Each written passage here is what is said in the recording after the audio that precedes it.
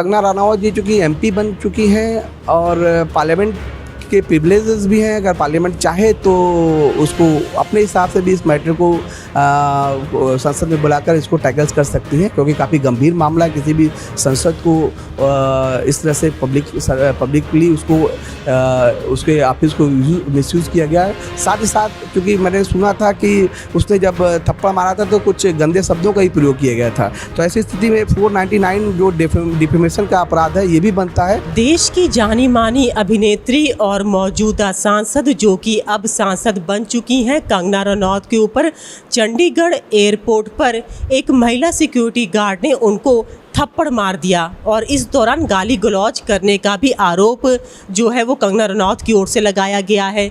यह मामला काफ़ी हाईलाइटेड हो चुका है और अब तेज़ी से तूल पकड़ रहा है।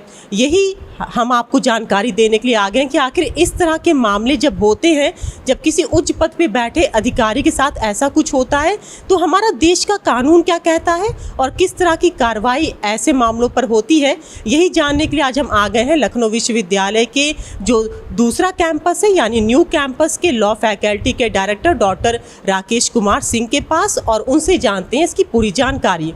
जो कल की जो घटना थी, जो किसी चंडीगढ़ एयरपोर्ट के सीआईएसएफ की जवान महिला कांस्टेबल ने फिल्म स्टार कंगना रनावत जी को, जो कि अब एमपी भी बन गई हैं, उनको जो थप्पड़ मारा था, ये घटना काफ़ी दुर्भाग्यशाली है। जहाँ तक लॉ का प्रावधान है तो लॉ इस पर एकदम क्लियर है। सेक्शन 350 भारतीय दंड संहिता 1860 की धारा 350 जो है वो इस बारे में स्पष्ट प्रावधान करती है कि अगर कोई भी व्यक्ति जो कि किसी दूसरे को जो है या तो इंजरी या फियर या अनाउंस कारित करता है अपने आपराधिक बल के द्वारा, तो ऐसी स्थिति में जो वो इस धारा के अंतर्गत पनिश किया जाएगा, जिसके लिए कि मैक्सिमम पनिशमेंट जो है वो 3 महीने की है और 500 रुपये जुर्माना प्लस चाहे तो वो दोनों ही पनिशमेंट को लगाया जा सकता है इसमें। साथ ही साथ अगर कंगना रनावत जी चूँकि एक पब्लिक सर्वेंट भी हो चुकी हैं तो ऐसी स्थिति में सेक्शन 353 जो है आईपीसी की धारा कि कोई अगर पब्लिक सर्वेंट को उसे कार्य करते हुए अगर कोई क्रिमिनल फोर्स का यूज़ करता है तो ऐसी स्थिति में ये धारा जो है काफ़ी गंभीर हो जाती है और कम से कम मैक्सिमम पनिशमेंट जो है 352 में जो है वो 2 साल का पनिशमेंट है और फाइन भी इसके साथ दिया गया है। इसके अगर आप चाहें तो सेक्शन 323 के तहत चोट के लिए भी चोट इंजरीज को 323 में परिभाषित किया गया था। उसमें भी चाहे तो पुलिस चाहे तो इस पर धारा लगा सकती है, क्योंकि वो उसने थप्पड़ मारा था तो ये चोट का भी मामला बनता है, जिसके लिए कि 323 में 1 साल की सज़ा का कारावास या फिर फाइन को भी किया गया है।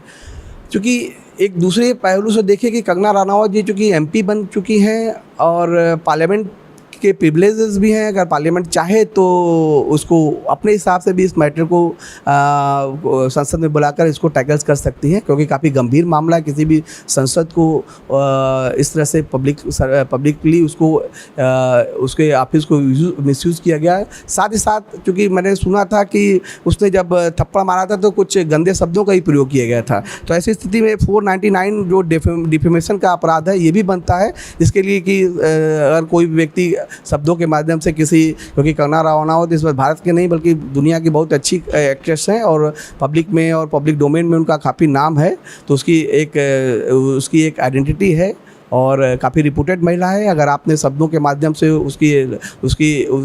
उसे डिफेम किया है तो ऐसी स्थिति में सेक्शन 499 के तहत ये अपराध है और 500 में इसकी सज़ा लगभग 2 साल की, मैक्सिमम सज़ा 2 साल की है, प्लस फाइन भी हो सकता है और शायद दोनों भी हो सकता है।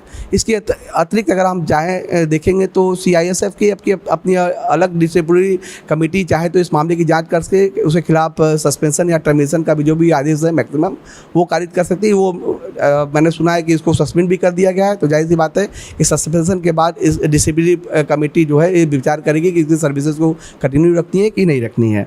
तो कुल मिला के ये घटना काफ़ी दुर्भाग्यशाली है और लॉ में काफ़ी स्पष्ट प्रावधान इस संबंध में बनाया गया। सर, यानी कोई भी उच्च अधिकारी को अगर कोई भी थप्पड़ मारता है तो उस सभी पर यही सेम नियम ये सिर्फ कंगना रनावत जी के लिए ये सेक्शन नहीं है, बल्कि सारे जो भी व्यक्ति, चाहे वो ऑर्डिनरी पर्सन भी हो, अगर कोई व्यक्ति अगर ये कोई ऑर्डिनरी पर्सन भी रहता, कंगना रनावत जी के अतिरिक्त अगर कोई व्यक्ति रहता, तो उसके साथ भी सेक्शन 50 और 499 ये सभी चीज़ें उसके साथ भी रहती है। ये कॉमन सेक्शन है जो सब पर अप्लाई करता है। कंगना रनावत जी चूँकि अब सांसद हो गए, तो पार्लियामेंट्री प्रिविलेज वाला जो पूरा जो प्रावधान है उनके ऊपर स्पेशल अप्लाई करेगा, जो कि कॉमन मैन पर नहीं करता है। सर, मेरा एक आपसे आखिरी सवाल ये भी है कि अगर जो इस तरह की कानून है, क्या इसमें किसी भी तरह से, जैसे वो सस्पेंड हो गई अभी, तो क्या उसे बहाल हो सकती है वो?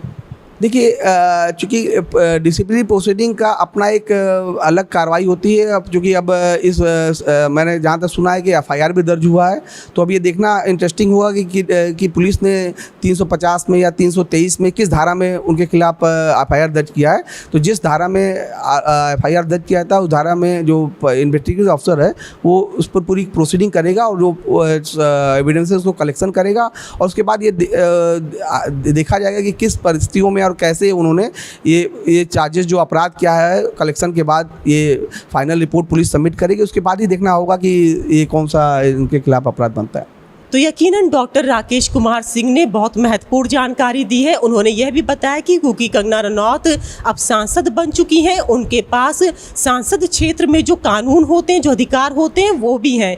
ऐसे में किसी सांसद के साथ गाली गलौज करना, उसके साथ मारपीट करना एक दंडनीय अपराध है और कानून के तहत सख्त से सख्त कार्रवाई ऐसे मामलों पर की जाती है। तो यकीनन ये जानकारी आपके लिए महत्वपूर्ण रही होगी। तब तक के जुड़े मेरे साथ, मैं लखनऊ से अंजलि सिंह राजपूत, न्यूज़ 18।